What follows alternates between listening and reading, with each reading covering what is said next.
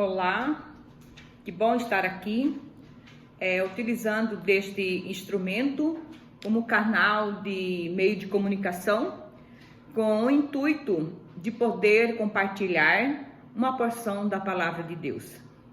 Hoje, 26/4/2020, estaremos estudando a lição número 4, de que trata-se como a temática a iluminação espiritual do crente.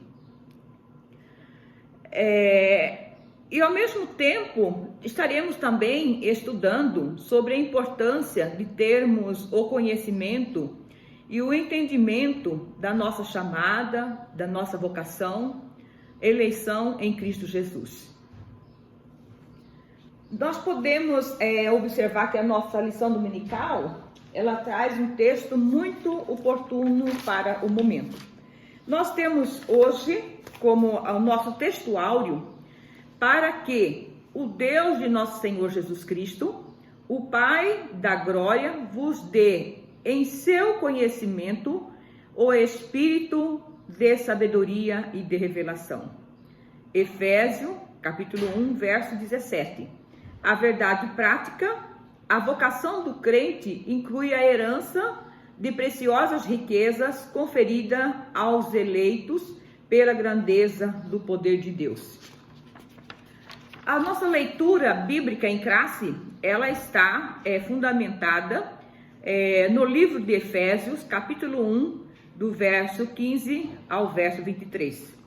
Nós temos como objetivo geral esclarecer a dimensão de nossa chamada, as riquezas da herança divina e a grandeza do poder de Deus. Esse é o objetivo geral, da qual trataremos da importância de conhecermos as riquezas, a herança divina e a grandeza do poder de Deus. O objetivo específico nós temos aqui: destacar a vocação e as riquezas da glória inclusas na herança divina. Salientar a grandiosidade do poder divino que opera em favor dos crentes e expressar o exemplo de exaltação em Cristo. Antes de entrarmos propriamente dito na nossa lição, eu acho importante trazer aqui uma ilustração, porque nós estamos estudando sobre a iluminação espiritual do crente. Quando falamos de iluminação, nós olhamos no dicionário nosso, né? E no dicionário ele traz um conceito, uma definição sobre a iluminação, que é espalhar luz sobre, clarear, iluminar um ambiente e irradiar. São o conceito, a definição que nós encontramos no nosso dicionário. Mas nessa lição, nós estamos estudando essa questão da iluminação na área espiritual. E eu acho importante quando colocamos, por exemplo, uma lâmpada, né, fazemos uma comparação com uma lâmpada que ela funciona por sensor. Então, quando ela é instalada em determinado ambiente, essa luz ela está apagada, mas de repente quando alguém entra no ambiente, essa luz automaticamente ela é acesa. Mas, voltando para a vida do cristão, não tem como essa luz, do nada, ela radiar essa iluminação, esse raio. Não tem como, de nada, ela ter essa iluminação. Podemos, assim, ver na questão de uma pessoa, quando ela encontra com Jesus e aceita Jesus como seu único suficiente salvador da sua vida. Ela encontrou Jesus, ela entregou a sua vida. Mas, a partir desse momento, para que ela alcance, adquire essa iluminação de conhecimento, de sabedoria, de modo que ela possa conhecer essa grandeza da esperança, ela necessita de uma dedicação para que haja um crescimento contínuo.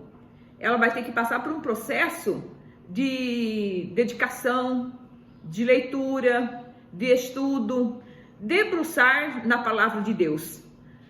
de modo que ela, a partir daí, ela possa alcançar esse Espírito, que é o Espírito de Deus, que traz a iluminação, a revelação da palavra de Deus. E, obviamente, quando ela alcança essa iluminação do Espírito Santo de Deus, ela passa a entender o seu chamado, ela passa a entender a sua vocação, ela passa a entender a sua eleição. Então, para que ela foi chamada? Para que foi eleito? Nós podemos observar que o próprio Senhor Jesus Cristo, em Lucas 2,52, refere que o próprio Jesus, ele crescia em sabedoria, em conhecimento. E muitas das vezes que ele necessitava de buscar em oração, ele se retirava. Nós temos aí várias passagens bíblicas que nos demonstram essa situação de Jesus. Então, o próprio Jesus, como Deus, né, e homem também, ele necessitava de buscar, de orar, né, de falar com o Pai. E assim somos nós. Nós necessitamos de um crescimento contínuo. Então, hoje, quantas pessoas estão, às vezes, em uma igreja, às vezes frequentando normalmente os cultos, até inserida em algumas atividades da igreja, mas não tem essa iluminação, esse conhecimento, porque a sua chamada, porque da sua vocação e porque foi eleito por Deus.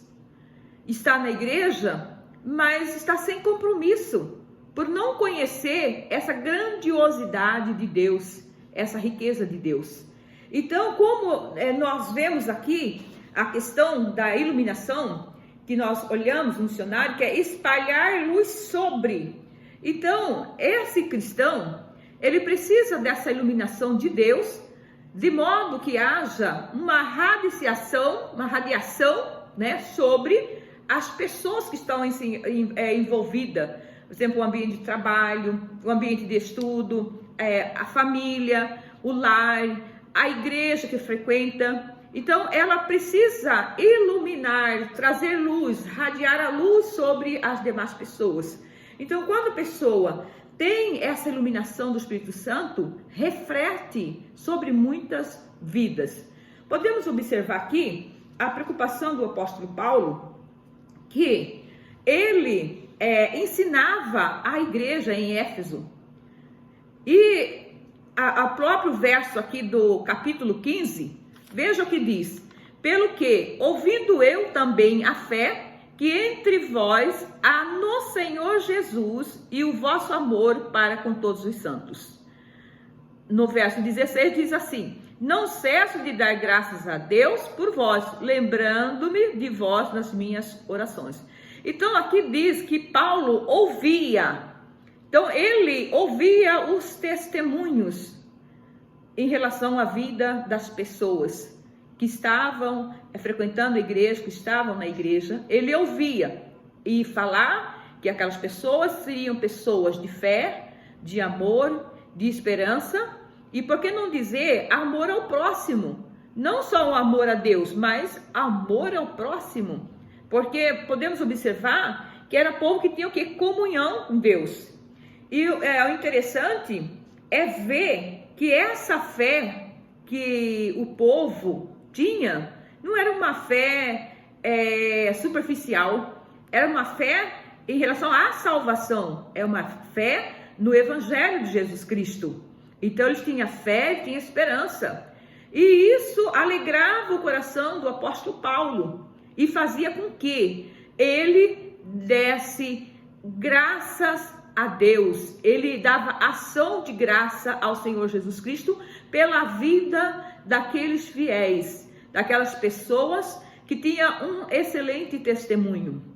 E daí eu pergunto, essa iluminação alcançando nossa vida, trazendo conhecimento, trazendo a sabedoria, a revelação das grandezas de Deus.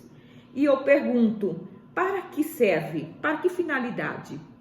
Será que essa luz, ela está iluminando sobre a nossa família, sobre a vida dos nossos entes queridos, sobre a vida dos vizinhos, sobre a vida de onde nós frequentamos a igreja, dos nossos irmãos, dos nossos filhos.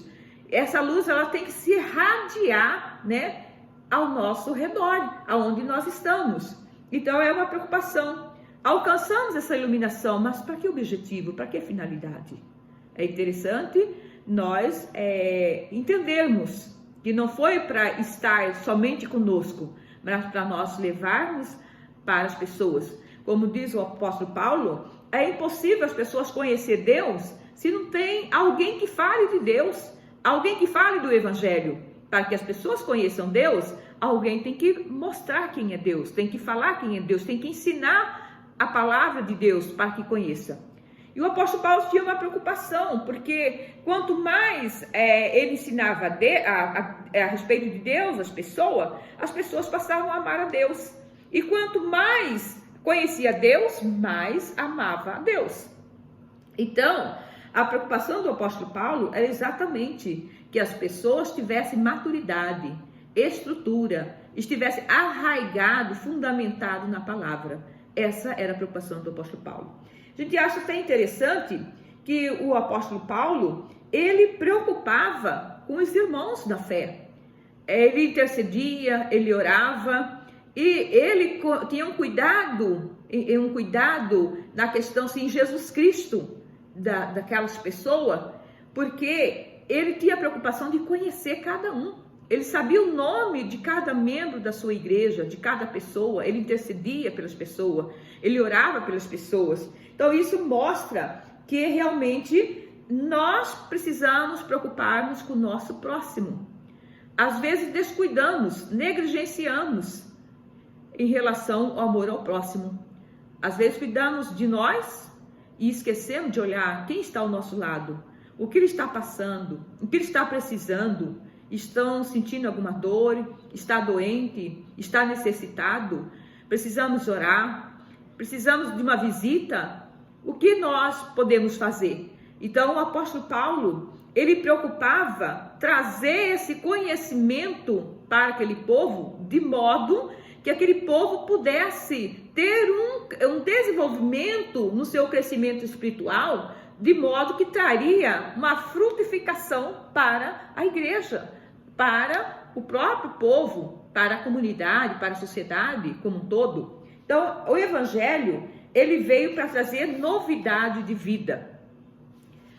Então, nós podemos observar que o apóstolo Paulo, ele fez 3 pedidos. O primeiro é a questão do espírito de sabedoria, para que o povo buscasse, soubesse, né, buscar esse espírito de sabedoria. O espírito da revelação. E o terceiro, que lhes dê uma iluminação aos olhos, aos corações, ao entendimento. Então essa era a visão do apóstolo Paulo. Despertar, incentivar o povo a buscar, a conhecer a Deus a cada dia mais. E com isso, o apóstolo Paulo, ele percebia, porque era notório, era evidente aquele comportamento onde ele participava, né, na comunidade, na igreja. Ele via que realmente aqueles cristãos eram um cristão de fé, um cristão de amor, um cristão que tinha comunhão com Deus e que era sedento de Deus. E isso alegrava o coração do apóstolo Paulo. Então ele dava ações de graças a Deus, agradecia a Deus, porque ele sabia que se aquele povo estivesse realmente aprendendo a palavra de Deus, como a palavra de Deus é verdadeiramente, aquela pessoa, ela estaria garantindo a sua riqueza espiritual, estaria seguro, porque estava no caminho, estava em Cristo Jesus. Portanto, quanto mais aquele povo buscava conhecer a Deus, mais eles iam amar a Deus. Então isso era importante, né? A oração intercessória, o Paulo, ele buscava em oração, ele intercedia para aquele povo, ele louvava, ele adorava a Deus. E veja bem que o apóstolo Paulo, ele fez 3 orações. A primeira oração é uma oração do esclarecimento do entendimento. A segunda é que aquele povo fosse capacitado de tal forma que viesse compreender a sua chamada, a sua vocação e a sua eleição em Cristo Jesus. E o terceiro ponto é as grandezas, as riquezas e os benefícios de Deus. Isso tanto no momento presente como no futuro. Também a nossa vida eterna. E temos aqui que a fonte da iluminação espiritual, ela está em Deus. Deus é a fonte da iluminação espiritual. E nós temos como canal que é o Espírito Santo de Deus. E a ferramenta nós podemos dizer que é a palavra de Deus. Então o cristão, ele tem a fonte que traz essa iluminação espiritual, que emana do Senhor. É o Espírito da sabedoria de Deus, é a fonte que vem de Deus para nós, que é o entendimento, a sabedoria, a revelação da palavra. Nós temos aí o canal que é por intermédio do Espírito Santo, né? Do convencimento do pecado, e a ferramenta que é a palavra de Deus. Nós sabemos que a iluminação, como ela vem de Deus, ela é uma ação de Deus, pois é ela que ilumina os olhos, os nossos corações e o nosso entendimento. Mas para que serve, né, essa iluminação? Para que nós possamos frutificar, né, na obra do Senhor. Buscamos de Deus e vamos dar frutos na obra do Senhor. Vale ressaltar que a fé que aquele povo lá em Éfeso era uma fé realmente no Evangelho de Jesus Cristo, na salvação. Às vezes deparamos com pessoas que vão para a igreja, mas não com a fé em Jesus Cristo. Elas vão porque ouviu que alguém disse que se for lá num culto, o Senhor vai dar um carro, o Senhor vai dar um emprego, o Senhor vai dar um casamento, uma cura, enfim, ela vai para alguma coisa. Mas não nasceu nela aquela fé em Jesus Cristo. Não, eu quero Cristo porque eu acredito na obra redentora da cruz do Calvário.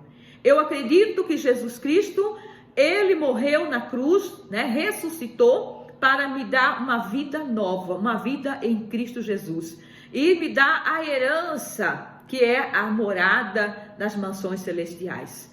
Então é essa fé que o povo tinha, né? Uma fé firme, uma fé realmente maravilhosa. E o apóstolo Paulo, ele preocupava em trazer esse conhecimento para esse povo. Um povo de fé, povo de esperança, povo de amor.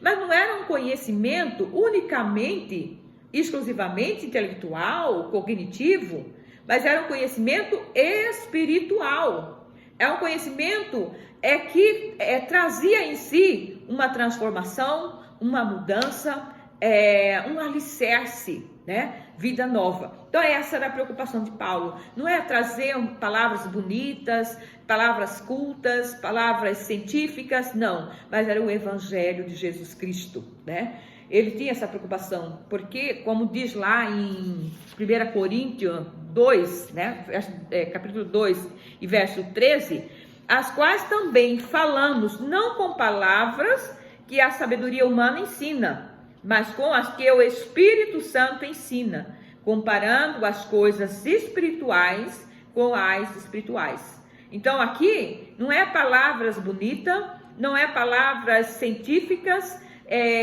não é o entendimento intelectual, cognitivo, mas é a palavra poderosa, a palavra que tem poder para transformar coração, para transformar vida, para convencer o homem do pecado, da vaidade e da consciência da carne. É essa palavra, é esse entendimento que o apóstolo Paulo trazia para a amada igreja em Éfeso. E podemos observar no verso 13, que nós acabamos de ler, né, que nos mostra essa situação. E Paulo também, ele adorava Deus, ele louvava, exaltava a Deus, porque aqui nos mostra, no capítulo 1, verso 20 e 23, nos mostra, veja bem, no verso 23, que é o seu corpo a plenitude daquele que cumpre tudo em todos, né?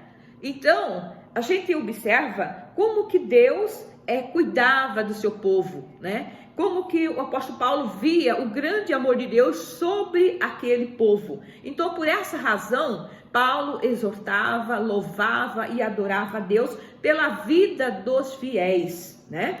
Porque sabia que aquele povo amava Deus de verdade. A esperança da vocação conhecer e entender a sua vocação, o seu chamado. Nós fomos chamados, nós estamos em uma igreja, frequentando os cultos, mas aí eu pergunto, por quê? Para que nós fomos chamados? Né? Qual a vocação?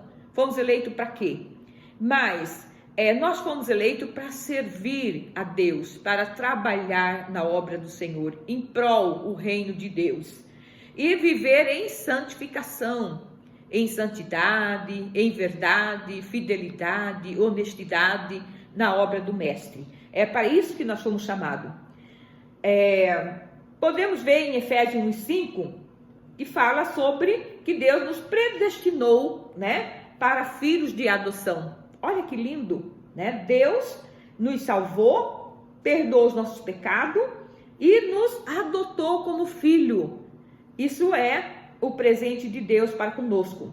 Então, precisamos entender e aceitar essa vontade soberana de Deus na nossa vida. Porque quando há o conhecimento, o entendimento da esperança da vocação, nós entendemos que nós precisamos fazer unicamente a vontade soberana de Deus e obedecer essa vontade, independente de entendermos ou querermos aceitar, mas precisamos glorificar Deus. Jesus, eu quero agradecer. Muito obrigado, Jesus, pelas lutas, pelas turbulências, pelas adversidades, pelas circunstâncias, pelas dificuldades.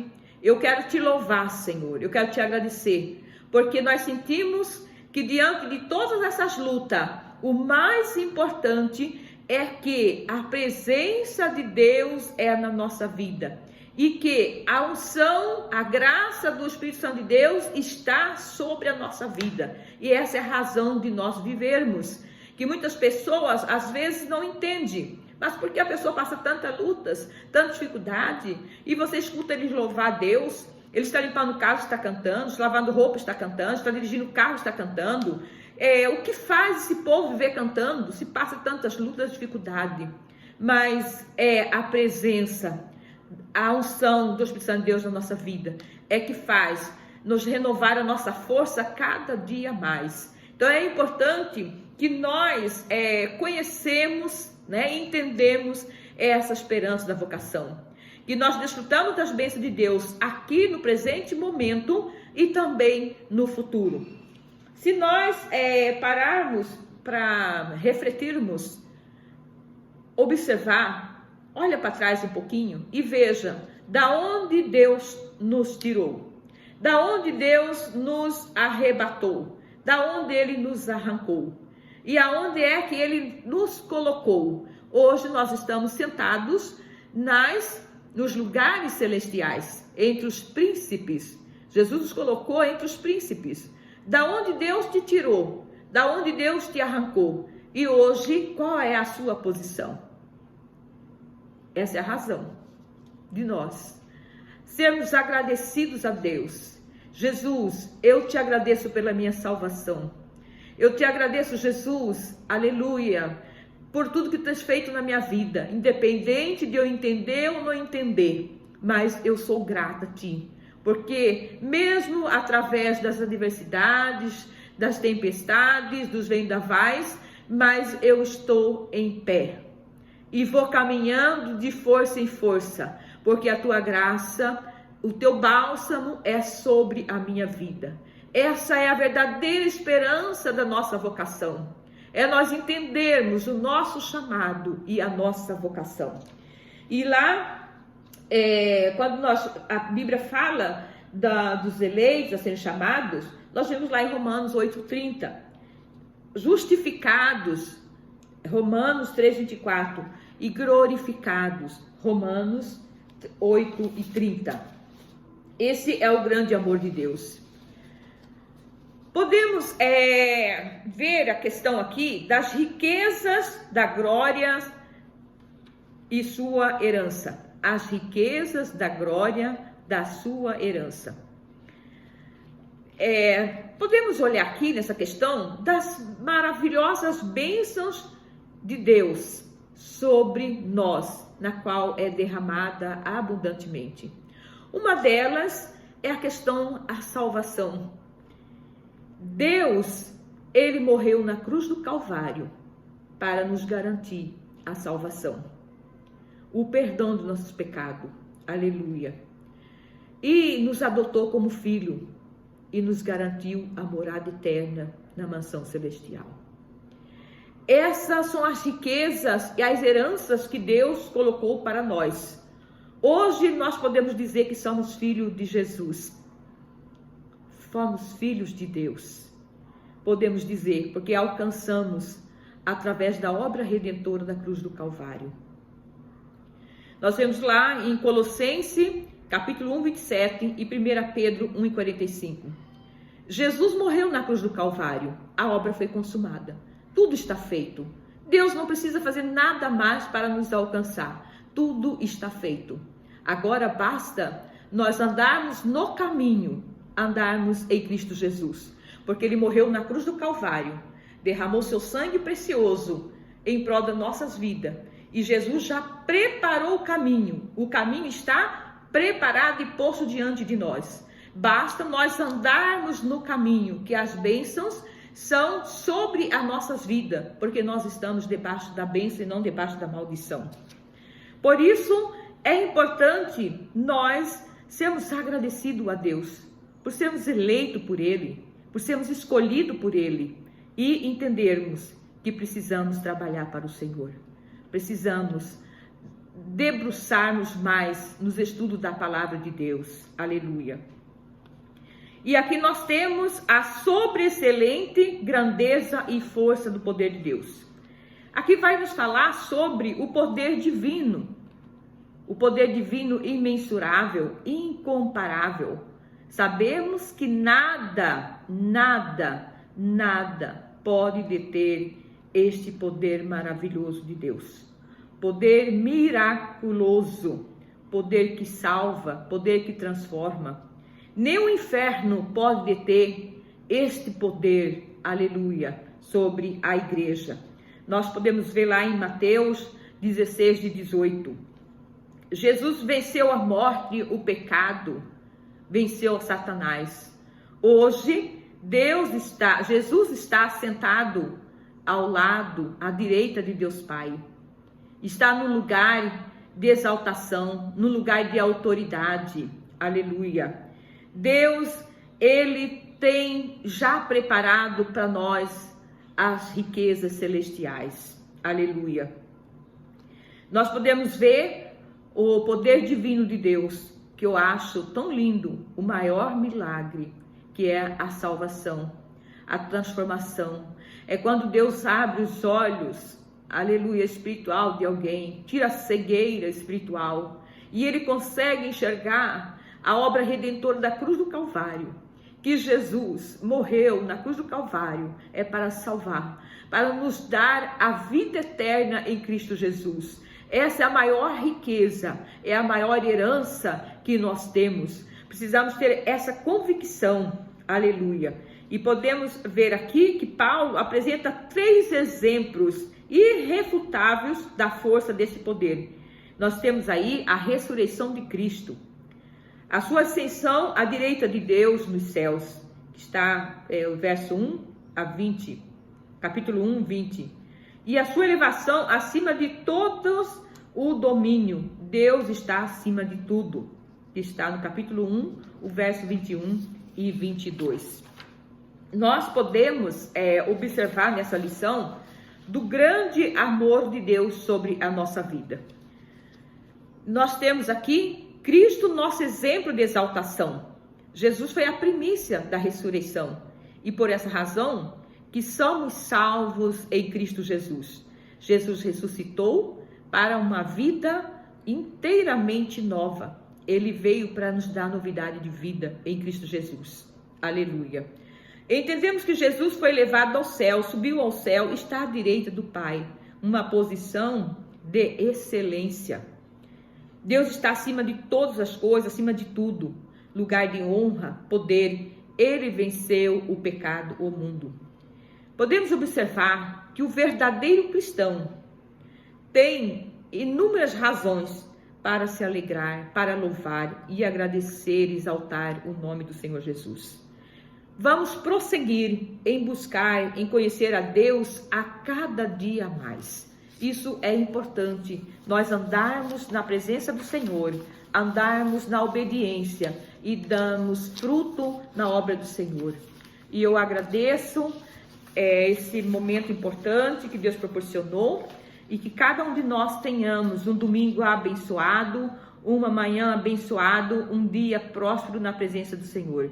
Fica com Deus, fica realmente com o coração envolvido na esperança das riquezas celestiais. Tudo está preparado para nós. Muito obrigada.